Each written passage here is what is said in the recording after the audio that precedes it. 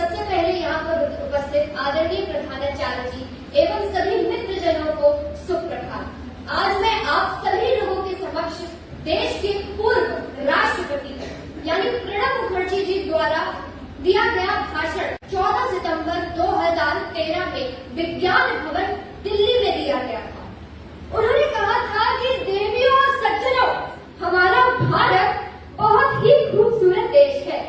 क्यों? क्योंकि यहाँ पर अनेक प्रकार की भाषाएं बोली जाती हैं, पर हिंदी यहाँ की सबसे लोकप्रिय भाषा है।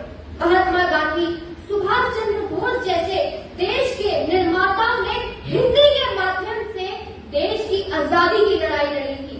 यहाँ तक कि आचार्य केशव चंद्र सेन जी ने 1875 में ये सुलभ समाचार पत्र में लिखा था कि यदि आपको अपनी बात इस देश के आखिरी व्यक्ति तक पहुंचानी है तो उसका सबसे सरलतम मार्ग केवल हिंदी है, क्योंकि हिंदी एक ऐसी भाषा है जो हर भारतीय के आत्मा में बसती है।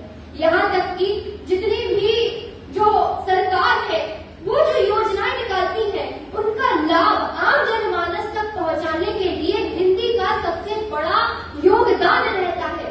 इसलिए हमें हिंदी भाषा को बढ़ावा देना चाहिए। यहाँ तक कि सभी तकनीकी और अंग्रेजी की पुस्तकों को हिंदी में अनुवादित करना चाहिए ताकि भारत का प्रत्येक व्यक्ति उसका लाभ उठा सके।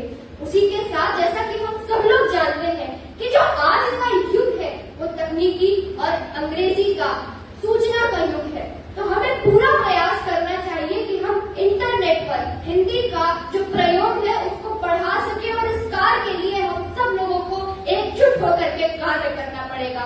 बल्कि हमें आपको इस देश के सभी व्यक्तियों को भी पूरा प्रयास करना चाहिए कि हम ऐसा कार्य करें जिससे हम अपने देश की भाषा और अपने देश को सम्मान दिलवा सके। बस अंत में मैं ये कहना चाहूंगी कि जो रविंद्रनाथ ठाकुर जी ने कहा था उससे सही बात कुछ हो ही नहीं सकती।